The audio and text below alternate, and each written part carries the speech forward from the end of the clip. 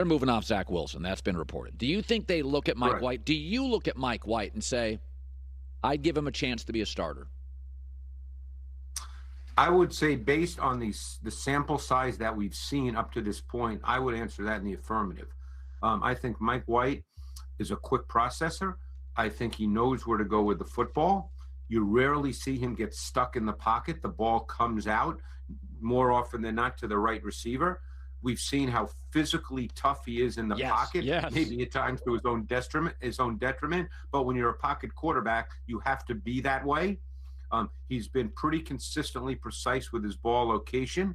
And just as an aside, one thing you can see, and I think this is clearly important for a quarterback, is his receivers like playing for him.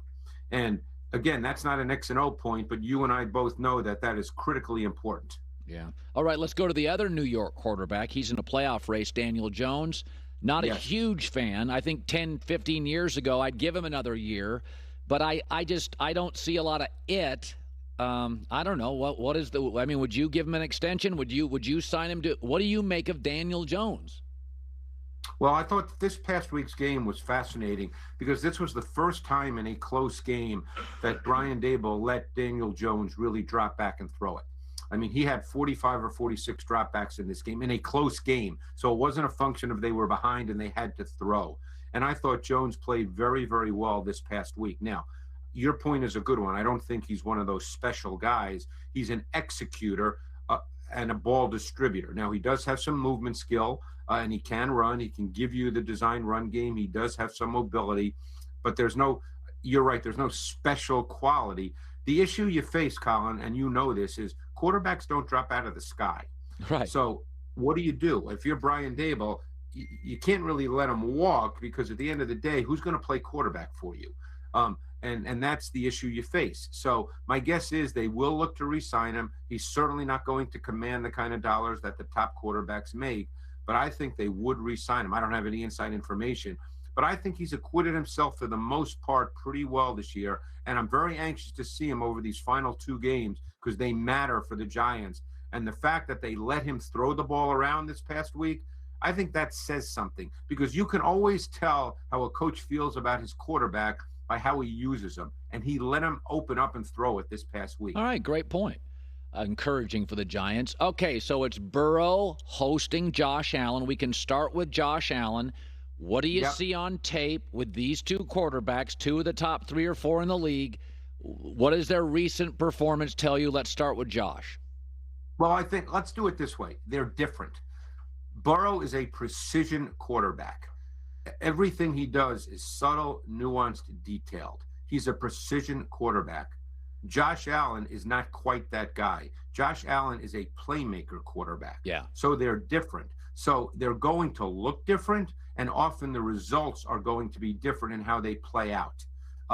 Josh Allen will be more prone, just based on how he plays, to what would be viewed as mistakes. It's just the nature of how he plays. You know, it'd be like comparing Brett Favre and Drew Brees. You know, that's right, yeah. They're different, you know.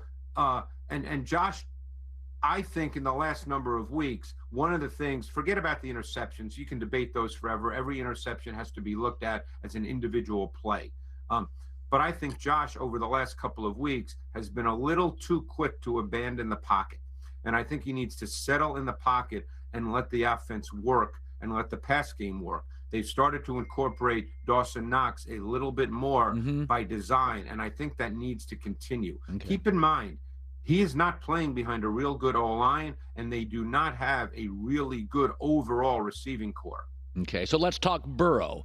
I think situationally he's my favorite quarterback in the league. He feels very Brady. 3rd and 5, need a first down. His accuracy almost gets better. What do you make of him? Yeah, and one thing I love about Burrow is he is so aggressive throwing the football outside the numbers.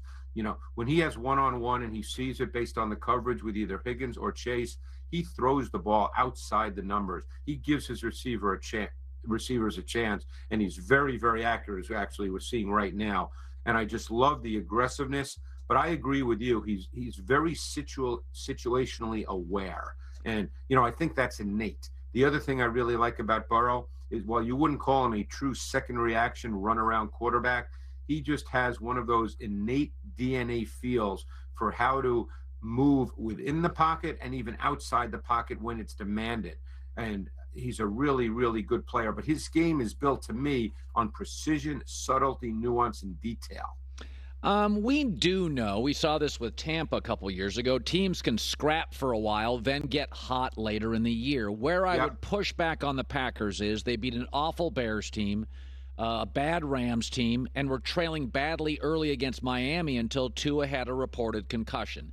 I think there's limitations here on what they can do, but we have seen this before. Cincinnati gets hot in week 13 or so.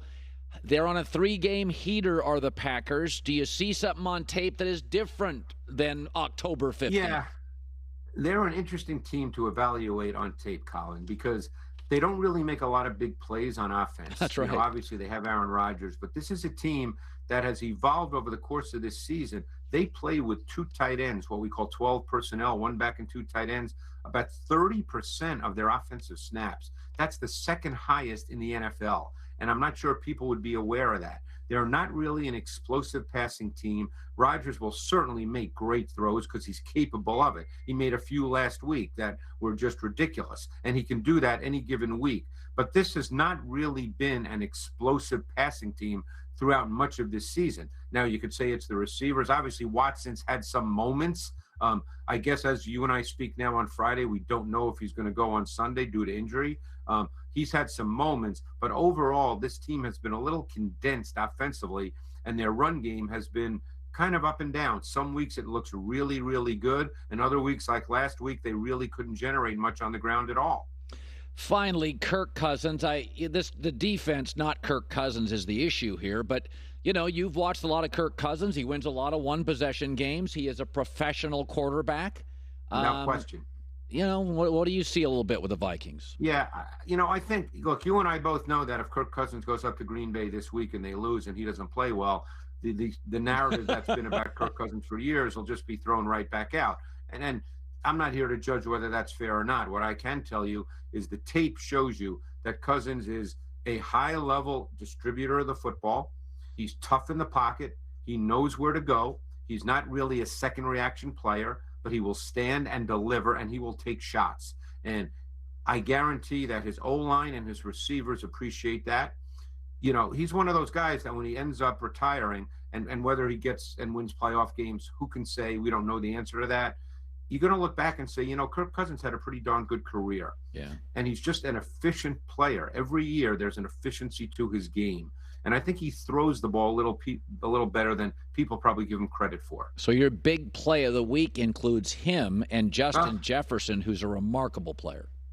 It's really Justin Jefferson, who's about 209 yards away from breaking Calvin Johnson's record. Yeah. The guy's, look, I'll be honest with you. When I watched him coming out of college, I had no idea he was going to be this guy. He kind of reminds me of, believe it or not, is John Stallworth. Think about that for a minute. Sure. But let's get to the big play right now, because this is sort of classic Jefferson. This was a late touchdown, fourth quarter touchdown last week against the Giants. And you're going to see an empty set here. Kirk Cousins is in an empty set. So there's Justin Jefferson is now split. He's the number 1 receiver to the short side of the field, the boundary side.